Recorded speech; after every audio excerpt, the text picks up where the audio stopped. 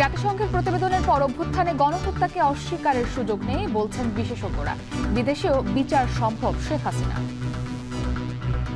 Government চাইলে UNHCR টিমের সাথে কথা বলতে পারে, এই যে এভিডেন্সগুলো ইউকে গভর্নমেন্টের কাছে এটাকে দিতে পারে এবং এটা নিয়ে ভবিষ্যতে বিচারের একটা ক্ষেত্র তৈরি হতে পারে। সর্বোচ্চ আন্তর্জাতিক সংস্থা বলেছে যে উনি মানবতা বিরোধী অপরাধের সাথে জড়িত ছিলেন। কাজেই এই ডকুমেন্ট আমি তো মনে করি আমাদের সরকারের হাতকে অসম্ভব শক্তিশালী করবে। মার্কিন ধনকুবের ইলন মাস্কের সাথে প্রধান উপদেষ্টার ফোন আলাপ, দরিদ্র জনগোষ্ঠীর পাশে থাকায় গ্রামীণ ব্যাংকের প্রশংসা।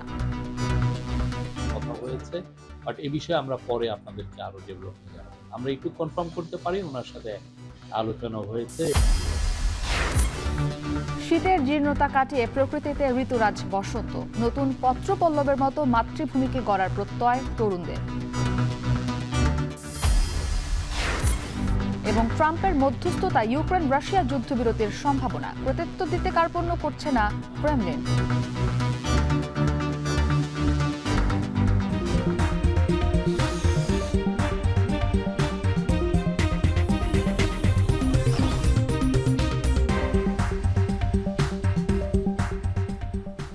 স্বাগত। এখন সকালে পুরো আয়োজন আপনাদের সাথে আছি আমি ইসরাত মুক্তি। জাতিসংঘের তথ্যানুসন্ধান প্রতিবেদনের পর মানবতা বিরোধী অপরাধে বিদেশের মাটিতেও শেখ হাসিনার সহ পালিয়ে থাকা আসামিদের বিচার সম্ভব বলে মত দিচ্ছেন আন্তর্জাতিক আইন বিশেষজ্ঞরা। তারা এও বলছেন, এই প্রতিবেদন পালিয়ে যাওয়া অপরাধীদের দেশে ফিরিয়ে আনতে শক্ত প্রমাণ হিসেবে কাজে দেবে। একই সঙ্গে তারা আরও বলছেন, এই তথ্যানুসন্ধান প্রক্রিয়ায় আওয়ামী লীগ দলগতভাবে এবং নেতারা ব্যক্তিগতভাবে অংশ নেয় জুলাই আগস্টে ছাত্র জনতার গণঅভ্যুত্থান দমনে পরিচালিত গণহত্যাকে অস্বীকার করার আর কোনো সুযোগ রইল না। বাকিটা জানাবেন আজহার লিমন। জুলাই আগস্ট জুড়ে বিচার বহির্ভূত হত্যাকাণ্ড সহ চরম মানবাধিকার লঙ্ঘনের ঘটনাগুলোর আদৌ বিচার হবে কিনা এমন শঙ্কা আর বিতর্কের বাক বদল করে দিয়েছে জাতিসংঘ সদর দপ্তর থেকে প্রকাশিত এই তথ্যানুসন্ধান প্রতিবেদন।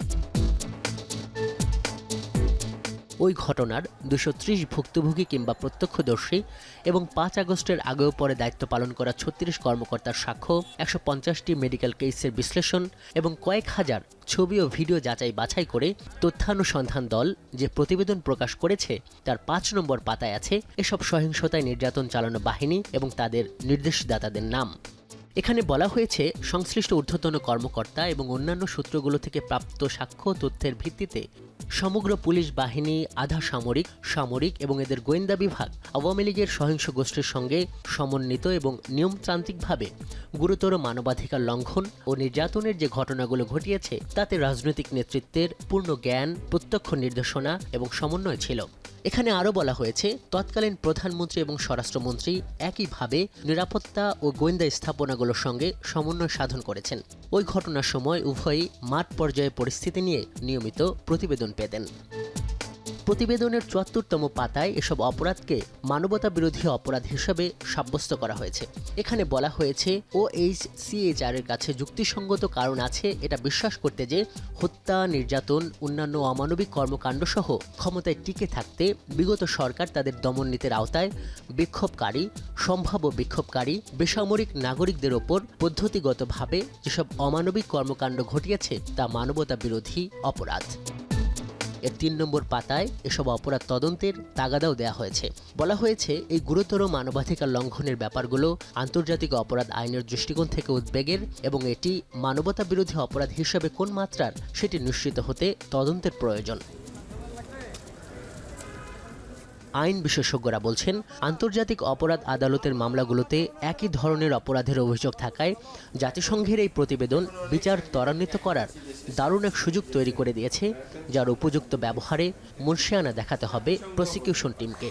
আমাদের দেশে যে বিচার হচ্ছে এখানে এটা খুবই ভালো কাজে লাগবে, কারণ এটা একটা আন্তর্জাতিক এবং আমি সর্বোচ্চ আন্তর্জাতিক সংস্থা জাতিসংঘ, যেটাকে সর্বোচ্চ আন্তর্জাতিক সংস্থাই বলা যায়, এবং ওনারা একটা নিরপেক্ষ তদন্ত করেছেন।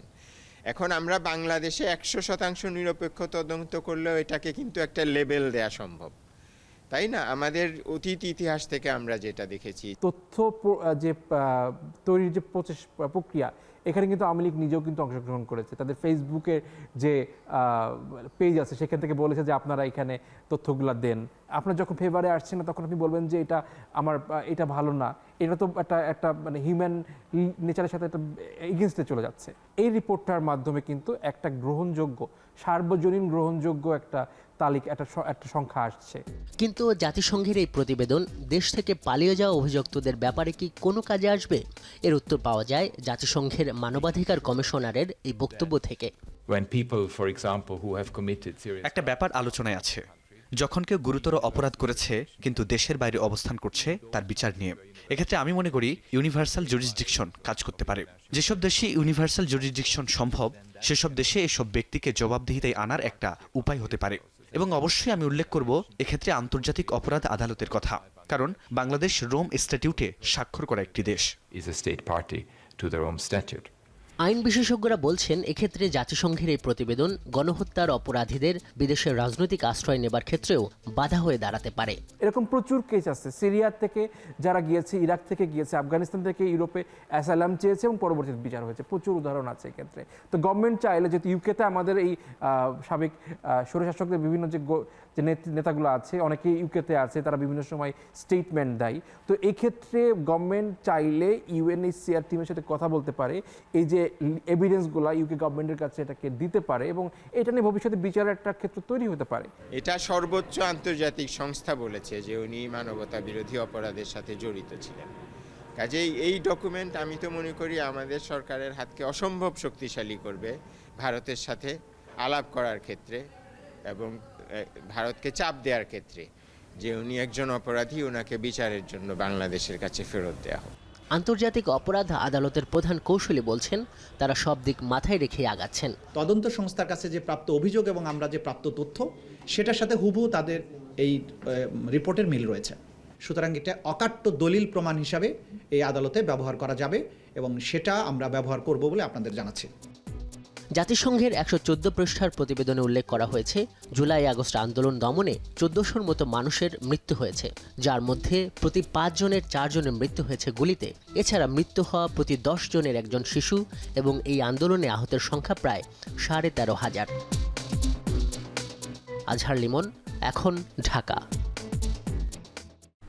টেসলার প্রধান নির্বাহী ও মার্কিন ধনকুবের ইলন মাস্কের সাথে ফোনালাপ করেছেন প্রধান উপদেষ্টা ডক্টর মোহাম্মদ ইউনূস। বৃহস্পতিবার রাত ৯টায় এই ফোনালাপ হয়েছে বলে নিশ্চিত করেছেন প্রধান উপদেষ্টার প্রেস সচিব শফিকুল আলম। তবে আলোচনার বিষয়বস্তু নিয়ে কোনো মন্তব্য করেননি তিনি। এদিকে দুবাইয়ে একাধিক বৈঠক করেছেন প্রধান উপদেষ্টা। এসব বৈঠকে দুই দেশের সম্পর্ক উন্নয়ন সহ বাণিজ্য সম্প্রসারণের বিষয়ে আলোচনা করা হয়েছে। বিশেষ করে বাংলাদেশে ইপিজেড করার বিষয়ে আমিরাতের প্রস্তাবে নীতিগত সম্মতি জানিয়েছেন ডক্টর ইউনূস। কামরুল হাসান জনের প্রতিবেদন। বাংলাদেশে ইপিজেড করতে চায় সংযুক্ত আরব আমিরাত। প্রধান উপদেষ্টা ডক্টর মোহাম্মদ ইউনূস এ বিষয়ে নীতিগতভাবে সম্মতি দিয়েছেন। এতে দেশে বিনিয়োগ বাড়ার পাশাপাশি কর্মসংস্থানও বাড়বে বলে আশা করা হচ্ছে। বৃহস্পতিবার রাতে দুবাইয়ে সংবাদ সম্মেলনে এই কথা জানান প্রধান উপদেষ্টার প্রেস সচিব শফিকুল আলম। ইউএই আপনারা জানেন বাংলাদেশের একটা বড়, বাংলাদেশি যারা বাইরে কাজ করেন তাদের জন্য একটা বড় জব ডেস্টিনেশন। তো এই জব মার্কেট হিসাবে এটাও কিন্তু অন্যান্য অনেক দেশের থেকে প্রচুর লোকজন আসছে, কিন্তু দেখা যাচ্ছে বাংলাদেশের থেকে এটা গ্রাজুয়ালি কমছিল। তো আমরা এই বিষয়ে আসলে আমরা প্রফেসর ইউনূস উদ্যোগ নিয়েছেন। প্রেস সচিব জানান প্রধান উপদেষ্টার এই সফরের মাধ্যমে বৃহৎ এই শ্রমবাজারের সঙ্গে সম্পর্ক আরও দৃঢ় হবে। এ সময় ডক্টর ইউনূসের সঙ্গে টেসলার প্রধান নির্বাহী ও মার্কিন ধনকুবের ইলন মাস্কের সাথে ফোনালাপ হয়েছে বলেও জানান তিনি।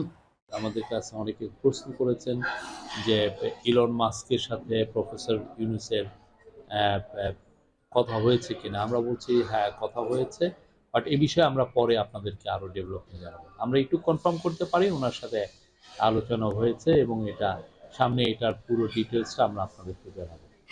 এর আগে দুবাইয়ের একটি হোটেলে প্রবাসী বাংলাদেশিদের সঙ্গে মতবিনিময় করেন প্রধান উপদেষ্টা।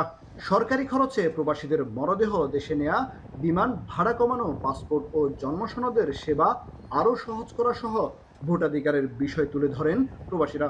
এ সময় পররাষ্ট্র উপদেষ্টা এম তৌহিদ হোসেন প্রবাসীদের মরদেহ দেশে ফেরানোর ক্ষেত্রে সরকারি ব্যয় বহনের বিষয়ে আশ্বস্ত করেন। 2 দিনের সফরে আমিরাতে গিয়ে বৃহস্পতিবার বিশ্ব সরকার সম্মেলনে যোগ দেন প্রধান উপদেষ্টা। কামরুল হাসান জনি, এখন সংযুক্ত আরব আমিরাত। শীতের জীর্ণতা কাটিয়ে প্রাণ প্রকৃতিতে এসেছে ঋতুরাজ বসন্ত। ঝরছে মরা পাতা, জাগছে নতুন প্রাণ, নানান নতুন ফুলের শোভা পেয়েছে প্রেম প্রকৃতি। তবে দেশের পট পরিবর্তনে এবারের ফাল্গুনে তরুণ তরুণীর মনে প্রেমের সাথে যোগ হয়েছে বিপ্লব, বিদ্রোহ। জলবায়ু পরিবর্তনের ফলে ঋতুরাজ বসন্ত অনেকটাই তার ধরন পাল্টালেও নতুন পত্রপল্লবের মতো মাতৃভূমিকে গড়ার প্রত্যয় তরুণদের। ফরহাদ বিন নূরের প্রতিবেদন, ছবিতে ছিলেন সুমন সরকার।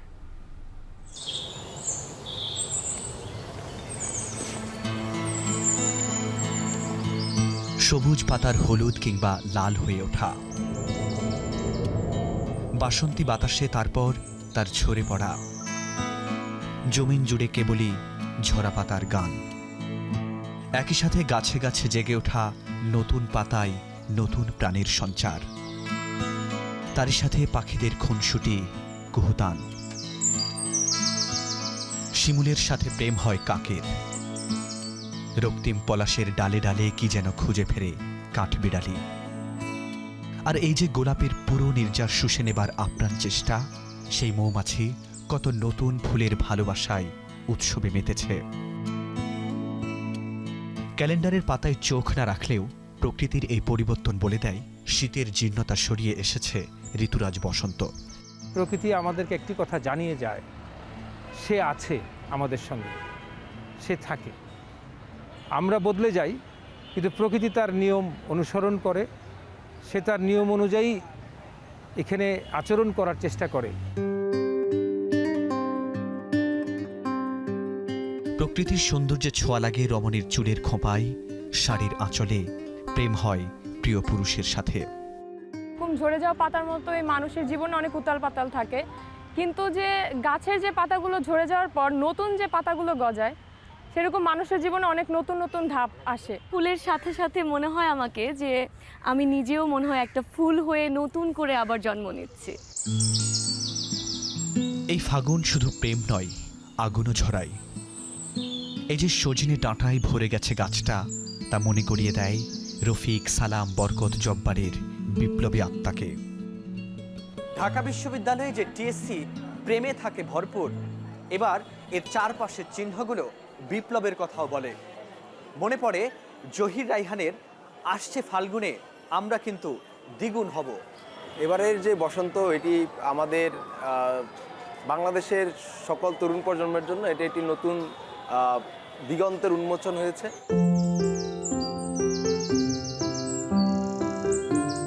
তবে ঋতুরাজ বসন্ত তার ধরন পাল্টাতে শুরু করেছে। প্রভাব জলবায়ু পরিবর্তনের। তাপমাত্রা বৃদ্ধির কারণেই কিন্তু বসন্তেরও কিন্তু চরিত্র বদলে গেছে। এখন বসন্তকালেও যে পরিমাণ তাপমাত্রা বা গরম থাকার কথা, এখন তার চেয়ে বেশি গরম। এই জন্য বসন্তকালে এসে দেখা যাচ্ছে যে গ্রীষ্মের ফুল ফোটা শুরু করছে।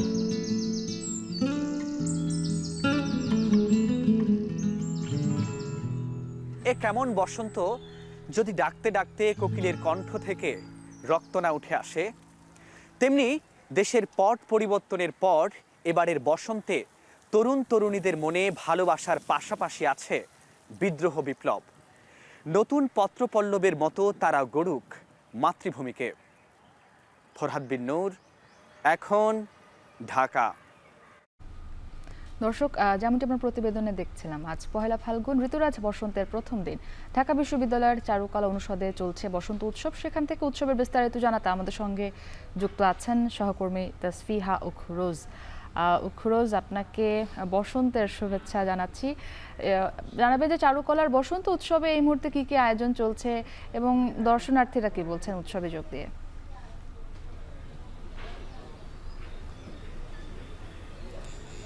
মুক্তি, আপনাকেও বসন্তের শুভেচ্ছা জানাচ্ছি এবং এই মুহূর্তে দর্শক যারা দেখছে সবাইকে বসন্তের শুভেচ্ছা। এবং আজকে ফাগুনের প্রথম দিন এবং এই বসন্তের প্রথম দিনে প্রকৃতি যেভাবে নিজেকে রঙিন রূপে তুলে ধরে, ঠিক তেমনটি আমরা দেখতে পাচ্ছি ঢাকা বিশ্ববিদ্যালয়ের চারুকলা প্রাঙ্গণে।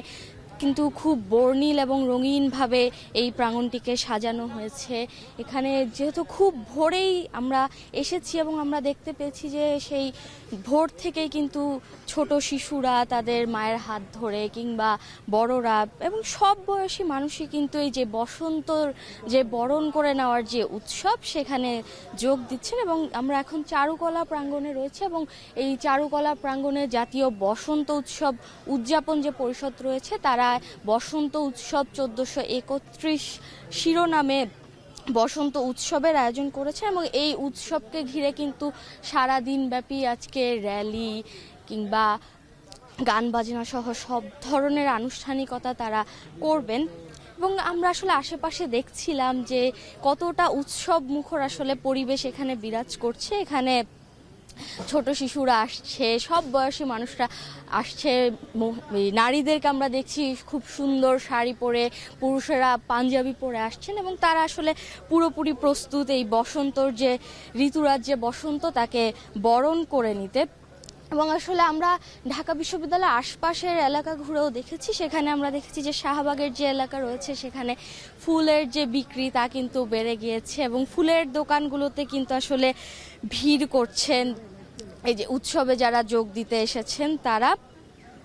এছাড়াও আজ যেহেতু বসন্তের প্রথম দিন, পুরো ঢাকা বিশ্ববিদ্যালয় এলাকায় কিন্তু হচ্ছে নানা রকম উৎসব অনুষ্ঠানের ব্যবস্থা করা হয়েছে এবং সকাল থেকে আমরা আসলে দেখতে পাচ্ছি যে সবখানে আসলে এই উৎসব অনুষ্ঠানগুলোর যে আনুষ্ঠানিকতা সেইগুলো শুরু হয়েছে এবং এই চারুকলার প্রাঙ্গণে যে বসন্ত উৎসব উদযাপন পরিষদের যে ব্যানারে যে বসন্ত উৎসব 1431 যেই বসন্ত বরণ করে নেওয়ার যে উৎসব রয়েছে সেটি আসলে শুরু হচ্ছে এবং তারা জানিয়েছে তারা কিছুক্ষণের মধ্যেই তাদের উৎসব যে অনুষ্ঠান যে সেটি শুরু করবেন এবং এই যে উৎসবটি শুরু হবে এবং সেটি আসলে নানা রকম গান বাজনা র্যালি কিংবা শোভাযাত্রার মাধ্যমে আসলে তারা শেষ করবেন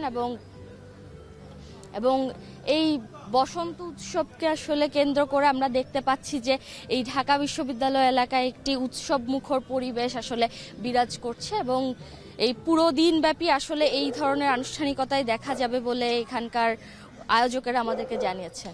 ধন্যবাদ। বসন্ত উৎসবের সবশেষ জানাতে আমাদের সঙ্গে ঢাকা বিশ্ববিদ্যালয়ের চারুকলা অনুষদ থেকে যুক্ত ছিলেন তাসফিহা উখরোজ। পহেলা ফাল্গুন ও ভালোবাসা দিবস ঘিরে জমজমাট শাহবাগের পাইকারি ও খুচরা ফুলের বাজার।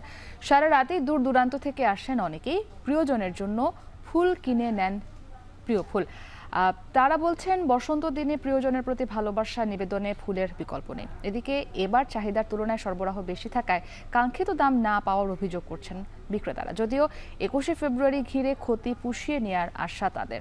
আরও জানাবেন আসিফ ইকবাল। পূর্ণিমার আলো হৃদয়ের গভীর অনুভূতিকে স্পর্শ করে। এই আলো যেন ভালোবাসা স্নিগ্ধ বার্তা নিয়ে আসে। পহেলা ফাল্গুন ও ভালোবাসা দিবস তো কেবল উপলক্ষ মাত্র। প্রিয়জনের কাছে ভালোবাসা প্রকাশ করা যায় সারা বছর সারাক্ষণ। সে ভালোবাসা প্রকাশের অন্যতম মাধ্যম ফুল। পহেলা ফাল্গুন আর ভালোবাসা দিবস উপলক্ষে দিন পেরিয়ে শুক্রবার মধ্যরাতেও তাই শাহবাগের ফুলের দোকানগুলোতে ছিল ভিড়। প্রিয়জনের প্রতি ভালোবাসা নিবেদনে ফুল কিনতে আসেন তরুণ তরুণী থেকে শুরু করে বিভিন্ন বয়সের মানুষ। ফেব্রুয়ারির 1 তারিখেই হচ্ছে আমাদের দুইজনের বিয়ে হয়েছে, তো অবভিয়াসলি এই ভ্যালেন্টাইন আমাদের জন্য অনেক বেশি স্পেশাল। আমি আমার মা বাবার জন্য প্লাস বাচ্চাদের জন্য প্লাস ওয়াইফের জন্য, আর এই দিনটা তো আসলে একটা মানে স্মরণীয়, এর জন্য আর কি তাদের জন্য কিছু ফুল কিনতে আসলাম এখানে। একসাথে সকলের ভালোবাসা মিলেই ভ্যালেন্টাইন্স ডে পালন করা হয়। তো আজকে আমি আর আম্মু বা আব্বু সহ দেখতে এসেছি যে কিভাবে আসলে দিনটাকে উদযাপন করার জন্য প্রস্তুতি নেওয়া হচ্ছে। রাত বাড়ার সাথে সাথে ভিড় বাড়তে থাকে শাহবাগের পাইকারি ফুলের বাজারেও। সেখান থেকে ফুল কিনতে আসা ক্রেতাদের কেউ কেউ পেশাদার ফুল ব্যবসায়ী হলেও বেশিরভাগই মৌসুমে ফুলের ব্যবসায়ী। দাম মোটামুটি এখনো আয়ত্তের ভিতরেই আছে, গতবারের তুলনায় এবারে একটু কম। আর আমরা ওই সিজনালি ব্যবসা করি, আমরা রেগুলার ব্যবসা করি না। বিক্রেতারা বলছেন গোলাপ, রজনীগন্ধা, গ্ল্যাডিওলাস সহ নানা ফুলের কদর বাড়লেও একই দিনে 2 দিবস এবং ফুলের উৎপাদন তুলনামূলক বেশি হওয়ায় এবার দাম ও বেচাকেনা কম। আমদানি দাও আপনার আস্তে আস্তে বেশি হয়ে গেছে, প্রোডাকশনটা বেশি হয়ে গেছে, এই জন্য চাহিদা তুলনামূলক কম। গতবারের তুলনায় এবার বেচাকেনাটা একটু খারাপ। আজকে সকাল থেকে তেমন একটা বেচাকেনা ছিল না, পর্যাপ্ত ফুল আসছে। ভ্যালেন্টাইন্স ফাল্গুন দুটা মিলে আমরা বেশ ভালো বেচাকেনার আশা করতেছি। গেল বছরের তুলনায় ফুলের দাম কমলেও দেশের রাজনৈতিক স্থিতিশীলতায় ক্ষতি পুষিয়ে নেওয়ার আশা বিক্রেতাদের। আসিফ ইকবাল খান, এখন, ঢাকা। বসন্তের আবাহনে লাল রঙে সেজেছে সুনামগঞ্জের শিমুল বাগান। জাদুকাটা নদীর ধারে এই বাগানের সৌন্দর্য কার না নজর কাড়ে। ঋতুচক্রের এই সময় আরও ভিড় বাড়ে দর্শনার্থীদের। অনেকের কর্মসংস্থানে চাঙা হয়ে ওঠে জনপদের অর্থনীতি। লিপসন আহমেদের প্রতিবেদন।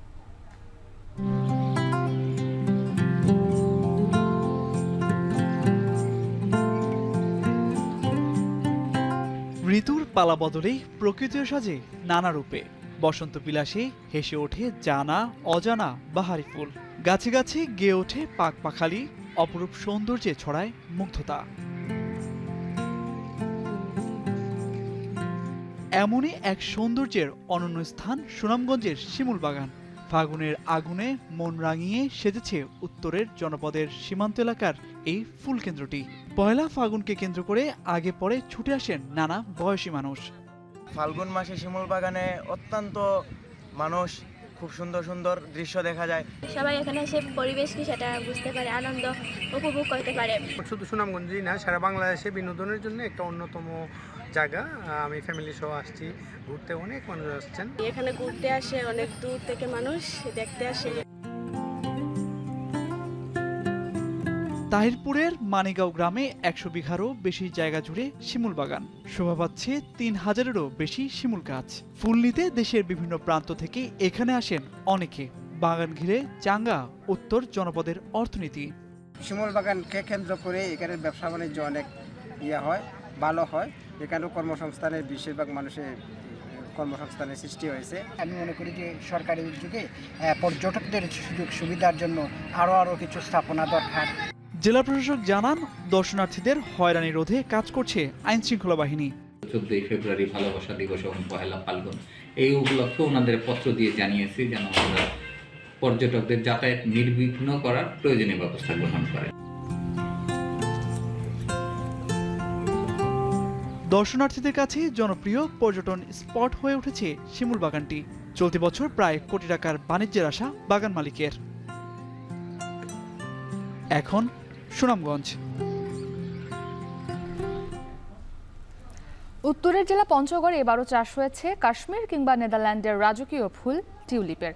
তেঁতুলিয়ার সীমান্ত এলাকায় শোভা ছড়াচ্ছে রং বেরঙের টিউলিপ। তবে এবারও লাভের খবর দিতে পারেননি উদ্যোক্তারা। তাই বাণিজ্যিকভাবে নয়, কেবল শোভা বর্ধনে সীমাবদ্ধ টিউলিপ চাষ প্রকল্প। পঞ্চগড়ের তেঁতুলিয়া উপজেলার সীমান্তবর্তী গ্রাম দর্জিপাড়ায় শোভা ছড়াচ্ছে বিদেশি ফুল টিউলিপ। লাল, হলুদ, সাদা, বেগুনি সহ বিভিন্ন রঙের টিউলিপ ফুটে আছে প্রতিটি ডাঁটায়। টিউলিপের সৌন্দর্য উপভোগ করতে ছুটে আসছেন পর্যটকরা। দেখে খুবই ভালো লাগছে, আর এত সুন্দরভাবে টিউলিপগুলো ফুটেছে, খুব ভালো লাগছে। এত কালারের টিউলিপ দেখে এত ভালো লেগেছে। আমার ফ্যামিলি সহ আসছি, বাচ্চারা খুব উপভোগ করছে। আমার বিশ্বাস যেই এখানে আসবেন তার অনেক অনেক ভালো লাগবে। 2022 সালে পিকেএসএফ এর অর্থায়নে তেঁতুলিয়ায় টিউলিপ চাষের উদ্যোগ নেয় বেসরকারি সংস্থা ইএসডিও। এবার চতুর্থবারের মতো তারা স্থানীয় 26 জন চাষির মাধ্যমে টিউলিপ চাষ করেছেন। নেদারল্যান্ড থেকে প্রতিটি বাল্ব আনতে খরচ পড়েছে 80 টাকা। তার সাথে উৎপাদন খরচ মিলিয়ে পড়ছে 90 টাকার উপরে। অথচ বাজারে টিউলিপ মিলে 50 টাকাতেই। তাই টিউলিপ উৎপাদন করে কিংবা টিকিটের বিনিময়েও লাভের আশা ফিকে। ব্যক্তি পর্যায়ে চাষ করলেও লোকসানের ঝুঁকি বেশি বলছেন কৃষকরা। প্রথমে পরীক্ষামূলক লাগায় আমরা এখান থেকে সফল হয়েছি, পরে দ্বিতীয়বার আমরা বাণিজ্যিক ভাবে করছি। আমাদেরকে এইচডিও প্রতিবারই বাল্ব নেদারল্যান্ড থেকে আনিয়ে দেয়, তারপর আমরা রোপণ করি। কিন্তু আসলে টিউলিপে অনেক ব্যয়বহুল খরচ। আসলে ব্যক্তিগতভাবে উদ্যোগ নিয়ে করে লাভ নাই। এই টিউলিপ প্রদর্শনী করা যেতে পারে, তবে শীতকালীন একটা ফুল যেহেতু, তো এটা তেঁতুলিয়াকে উপস্থাপন করার জন্য এটা একটা আলাদা একটা বিনোদন প্লাস মানুষের সৌন্দর্য এবং ভ্রমণ প্রিয়াসু যারা আসে তাদের জন্য এটা সুন্দর একটা দৃশ্য হতে পারে। বারবার চেষ্টা করেও টিউলিপের বাল্ব উৎপাদন করতে ব্যর্থ হয়েছে সংস্থাটি, তাই বড় আকারে উৎপাদনে রয়েছে বড় চ্যালেঞ্জ। বাণিজ্যিকভাবে আমরা এখন চাষাবাদ শুরু করতে পারিনি এবং আমাদের টিউলিপের যে বাল্ব, এই বাল্বটির জন্য নির্দিষ্ট পরিমাণ তাপমাত্রা এবং আবহাওয়ার প্রয়োজন হয়। সেক্ষেত্রে আমরা প্রচুর চ্যালেঞ্জের মুখোমুখি হচ্ছি। তথাপিও আমরা এই প্রজেক্টটি চালু রেখেছি এবং এটি ইনশাল্লাহ সামনে আরো ভালো করব। উদ্যোক্তারা বলছেন, ক্রমাগত লোকসানে এবার টিউলিপ চাষের পরিধি আরো কমেছে। প্রায় 2 বিঘা জমিতে 9 রঙের 20,000 বাল্ব রোপণ করা হয়। তবে লোকসান হলেও ইকোট্যুরিজমের আশা তাদের। 100টা বাল্ব হয়তো আমরা লাগাইছি, সেখানে হচ্ছে 70টার মতো গাছ হবে, কিন্তু ফুল হবে দেখেন যে এখানে মনে করেন 5 থেকে 10টা। সেই হিসেবে আমরা ওই পুরানা বাল্ব বা যে টিউলিপটা আমরা চাষ করতেছি ওইখান থেকে আমরা নিজেরা বাল্বটাকে সংরক্ষণ করলে ওইভাবে এখনো সারানুরূপ ফলাফল কিন্তু এখন পর্যন্ত পাই নাই। টিউলিপ পর্যটন শিল্পে নতুন মাত্রা যোগ করলেও বাণিজ্যিক উৎপাদনে রয়েছে লোকসানের বড় ঝুঁকি। লুৎফর রহমান, এখন পঞ্চগড়। বরিশালের বাজারে চড়া মাছের দাম। সপ্তাহ ব্যবধানে কেজিতে 15 থেকে 20 টাকা বেড়ে বিক্রি হচ্ছে বিভিন্ন ধরনের মাছ।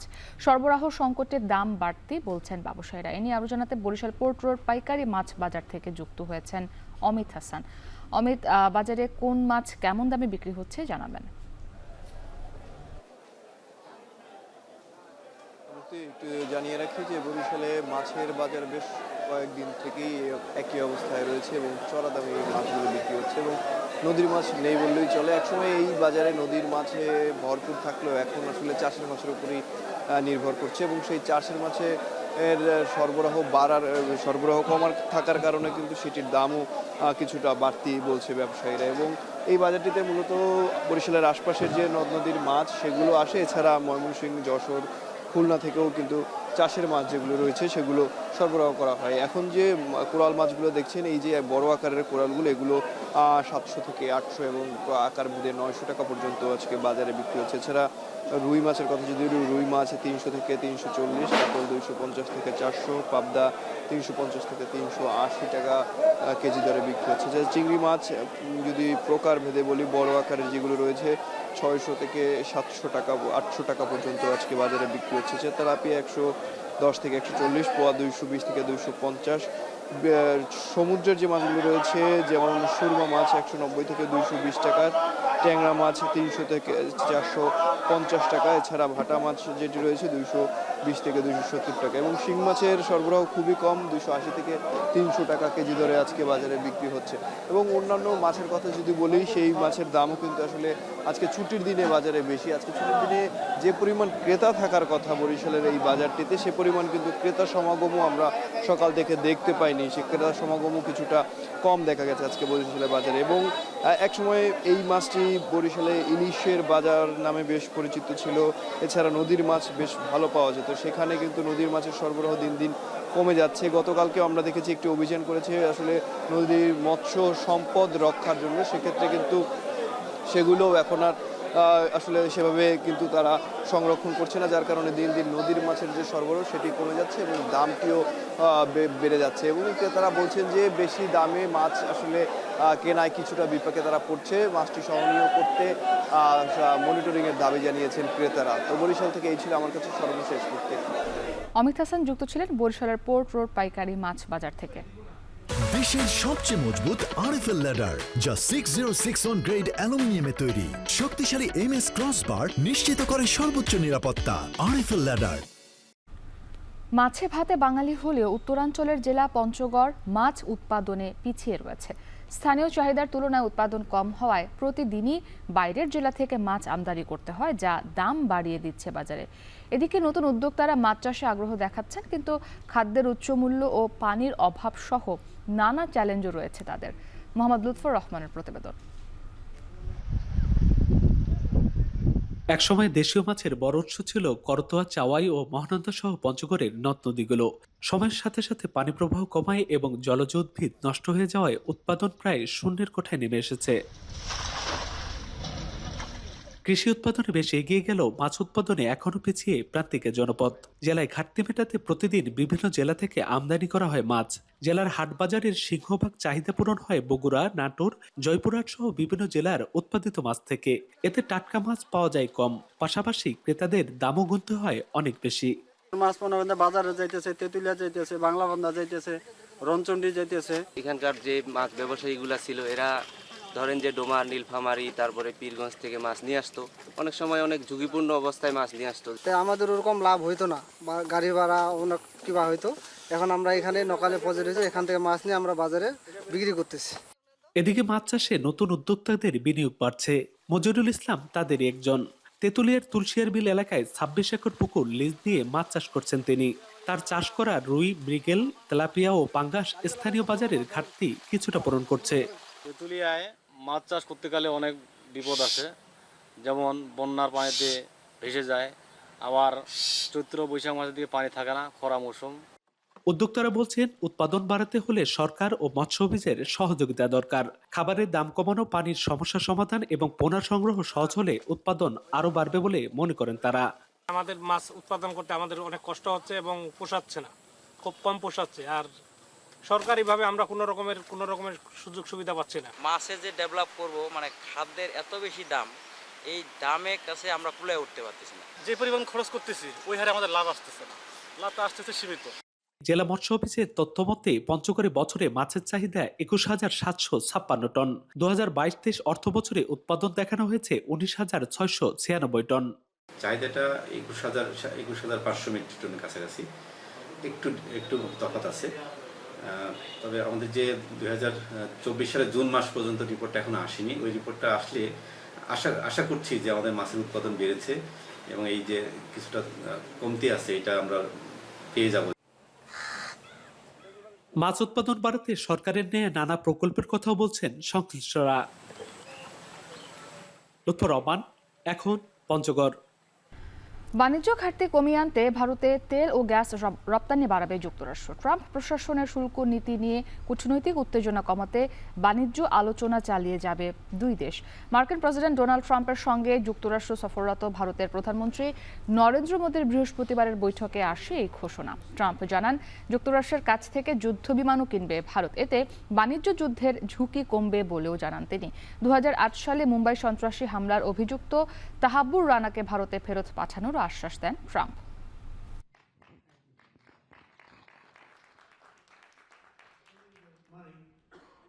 Maybe I'll just go in first on this one. And I hope so because it's a horrible war. It's a very terrible, bloody. Keep your seat. Putin জেলেনস্কির সাথে ট্রাম্পের ফোনালাপকে ইউক্রেন যুদ্ধ বন্ধের বাস্তবসম্মত সূচনা দেখছেন বিশ্লেষকরা। তবে ট্রাম্পের মধ্যস্থতায় যুদ্ধবিরতির সম্ভাবনা তৈরি হলেও রুশ গণমাধ্যম বলছে পশ্চিমাদের বিরুদ্ধে জয়ী হয়েছেন পুতিন। এদিকে ইউরোপের নেতাদের নীরবতা নিয়ে বিদ্রূপ করলেও ট্রাম্পকে কৃতিত্ব দিতে কার্পণ্য করছে না ক্রেমলিন। সতীর্থ কর্মকারের প্রতিবেদন। ট্রাম্পের সাথে ইউক্রেন যুদ্ধ বন্ধের বিষয়ে ফোনালাপ শেষে সীমান্তের হালচাল জানতে বৃহস্পতিবার এভাবেই ব্যস্ত হয়ে পড়েন রুশ প্রেসিডেন্ট ভ্লাদিমির পুতিন। ভিডিও লিঙ্কে ব্রায়ান্স্ক অঞ্চলের গভর্নরের সাথে দীর্ঘ আলাপে উঠে আসে যুদ্ধে ক্ষতিগ্রস্ত রুশ বাসিন্দাদের পুনর্বাসন প্রসঙ্গ। ট্রাম্প ম্যাজিকে ইউক্রেন রাশিয়া যুদ্ধ বন্ধের সম্ভাবনা সৃষ্টি হলেও রুশ গণমাধ্যম ফলো করে প্রচার করছে পশ্চিমাদের বিরুদ্ধে জয়ী হয়েছেন পুতিন। তাদের দাবি, ইউরোপের নেতারা অস্বীকার করলেও ইউক্রেনের হয়ে প্রক্সি যুদ্ধে নেমেছিল পশ্চিমা বিশ্ব।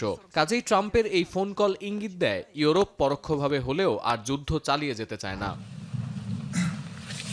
কৃতিত্ব ভাগাভাগির খেলায় না গিয়ে ট্রাম্প পুতিনের ফোনালাপকে শিক্ষিত ও বিনয়ী দুই রাষ্ট্রপ্রধানের কথোপকথন হিসেবে উল্লেখ করেছেন রাশিয়ার পররাষ্ট্রমন্ত্রী সের্গেই ল্যাভরভ। ইউক্রেন যুদ্ধ বন্ধে ট্রাম্পের পরিকল্পনা হাতে পেয়ে মুগ্ধতা প্রকাশ করেছে ক্রেমলিন। মুখপাত্র দিমিত্রি পেসকভ বলেছেন, ট্রাম্প পুতিন বৈঠকের প্রস্তুতিও নেওয়া হচ্ছে। Наверное, на Западе многие, начиная с руководителей Евросоюза, оцепенели, когда состоялся нормальный, элементарный разговор двух воспитанных. পুতিন ট্রাম্পের আলোচনাকে স্বাগত জানিয়েছে চীন। ইউক্রেন রাশিয়া যুদ্ধ বন্ধে গঠনমূলক যে কোনো সমাধানে শি জিনপিং এর সমর্থন আছে বলে মন্তব্য চীনা পররাষ্ট্র দপ্তরের। বিশ্লেষকরা মনে করেন, ইউক্রেনের জেলেনস্কি আর রাশিয়ার পুতিনকে একই দিনে ফোন করে চলমান যুদ্ধের একটি বাস্তবসম্মত সূচনা করেছেন ট্রাম্প।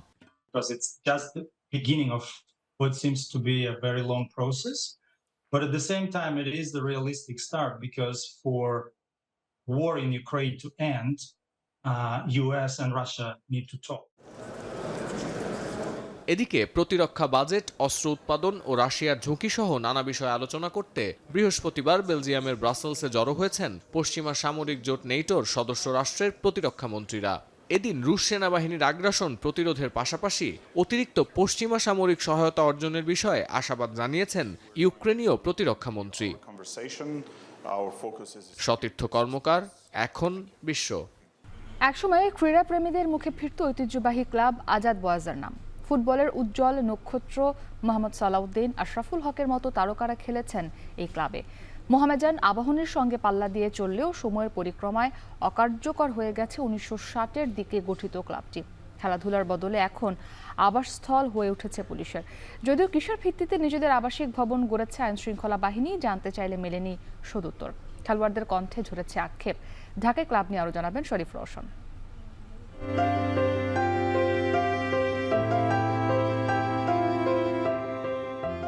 ক্লাব ছেড়েছেন প্রায় 3 যুগের কাছাকাছি, এখনো মনে প্রাণে ধারণ করেন নিজের প্রিয় ক্লাবকে। সময় পেলেই পরম যত্নে রাখা আজাদ বয়েজের নিজের পরিহিত সোয়েটার জার্সিটি হাত বুলিয়ে স্মৃতিচারণ করেন সাবেক ক্রিকেটার ইউসুফ বাবু। আমাদের আজাদ বয়েজ ক্লাবের একটা জিনিস কি ছিল, সবাই বলতো এটা একটা ইংলিশ ক্লাব, এবং আমরা ফার্স্ট ডিভিশন খেলছি, আমরা তখন টপ 3 টিমসে ছিলাম। দেশের ক্রিকেটের হাতেখড়ি যাদের মাধ্যমে তাদের একজন সৈয়দ আশরাফুল হক। প্রথমবার আইসিসি ট্রফি জয়ের এই কারিগর ক্লাব ক্যারিয়ারের বেশিরভাগ সময়ই কাটিয়েছেন আজাদ বয়েজে। প্রতিষ্ঠাতা করেছিল লোকটার নাম হলো মুশতাক, এখন যেমনি শহীদ মুশতাকি আছে না একটা এনক্লোজার মিরপুর 7-এর পরে ও ঢাকায় এসেছিল। ঢাকায় এসে he establish that club in 52 or 53 আমার। তাকে জোরজার করে নিয়ে গেছিল আপনার মাস্তানরা, কেডারের লোকরা। প্রথমে নিয়েছিল আপনার যে যখন পাওয়ারে এসছে নিয়ে গেছে। দেশের ফুটবলের উজ্জ্বল নক্ষত্র কাজী সালাউদ্দিনও আজাদ বয়েজের হয়ে ব্যাট হাতে 60 দশকের শেষের দিকে মাতিয়েছেন ক্রিকেট মাঠ। দেশের অনেক কীর্তিমান ক্রিকেটারের পদধূলি পড়েছিল যে ক্লাবে, কি অবস্থা এখন সেটির? সরেজমিনে গিয়ে দেখা যায় ক্লাবের নামে বরাদ্দকৃত জায়গায় পুলিশের ব্যারাক। ফকিরের পুল ইয়াংম্যানস ক্লাবের পাশেই ভবনটির প্রধান ফটকে ক্লাবের নাম ফলক থাকলেও এখন ক্লাবের কোনো চিহ্নই নেই। গেল সরকারের আমলে ক্লাবটির এক রুম দখলে নেয় যুবলীগ, বাকি রুমগুলোকে নিজেদের আবাসস্থল বানিয়ে নেয় মতিঝিল থানা পুলিশ। পুলিশ খেলা এটা তো গোনার হিসাব নেই আমার কাছে। আমার এনে খায় 50 জনের মতন। না কোনো খেলোয়াড় এই জায়গায় আহেনি, খেলোয়াড় বিগত কয়েক মাসে পরিবর্তন হয়েছে অনেক কিছু। রাজনৈতিক পালাবদলের পর যুবলীগ পালিয়ে গেলেও ক্লাব দখলে রাখে মতিঝিল থানার পুলিশ সদস্যরা। সরকারের খাস জমিতে থাকার বিধান মেনে আছেন কিনা এ বিষয়ে জানতে চাইলে কথা বলতে রাজি হননি থানার ওসি। না বলবো বলতে আমি জানাবো, এটা বলছি আর কি। টোটাল আসলে আমি নতুন আসার কারণে এখনো টোটাল এটা জানি না, আমি জানি না। জানা গেছে 1999 সালের আগস্টে আজাদ বয়েজকে 12 শতক জায়গার জমিটি বুঝিয়ে দেয় জাতীয় ক্রীড়া পরিষদ। তৎকালীন পরিচালক হাবিবুর রহমানের স্বাক্ষরিত কাগজটি হাতে আসে এখন টেলিভিশনের। তবে মতিঝিলের ভূমি অফিসে গিয়ে হতাশ হতে হয়। পুলিশ ডিপার্টমেন্ট যারা এখন দখলে আছেন ওনারা জেলা প্রশাসক থেকে একটা অনুমতি নেওয়া প্রয়োজন আছে, সেটা তারা নিয়েছে কিনা সেটা তো আমি জানি না, তো সেটা তাদের সাথে আলাপ করতে হবে। এ নিয়ে ডিএমপির মিডিয়া উইংয়ের উপকমিশনার তালিবুর রহমান জানালেন, লিখিত কোনো অনুমতি নেই, তবে সমঝোতা করেই সেখানে আছে পুলিশ। ক্লাব কর্তৃপক্ষ তাদের ওরকম অ্যাক্টিভিটিস হয়তো নাই, এ কারণে তারা ক্লাবে আসেন না। আমাদের থানায় স্থান সংকুলন না হওয়ার কারণে এলাকার আইন শৃঙ্খলা পরিস্থিতি স্বাভাবিক রাখার স্বার্থে এটা করা হচ্ছে।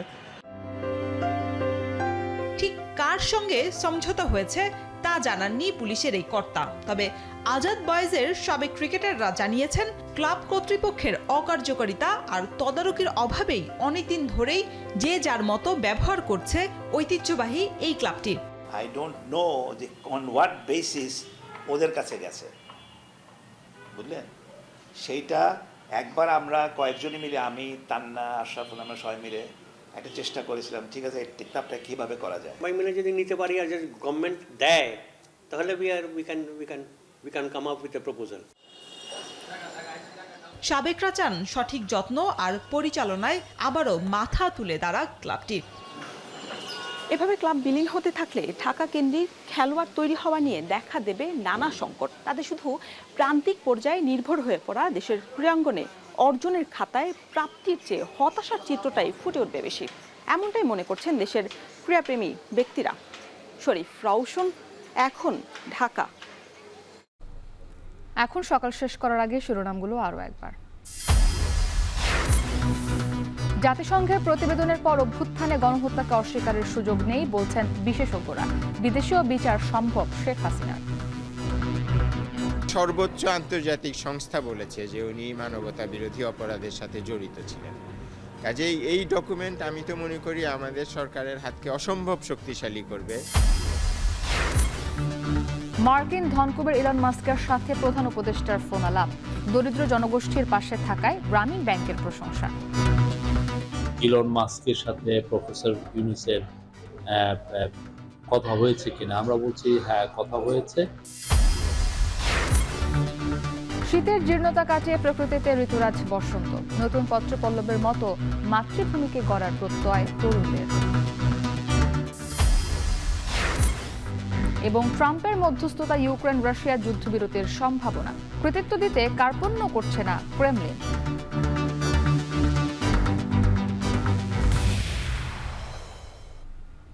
এই ছিল এখন সকালে। এখন টেলিভিশন ওয়েবসাইটে দেখতে ভিজিট করুন এখন.tv। এছাড়া ফেসবুকে দেখতে ভিজিট করুন facebook.com/tv.এখন এবং ইউটিউবে দেখুন youtube.com/c/এখন টিভিতে।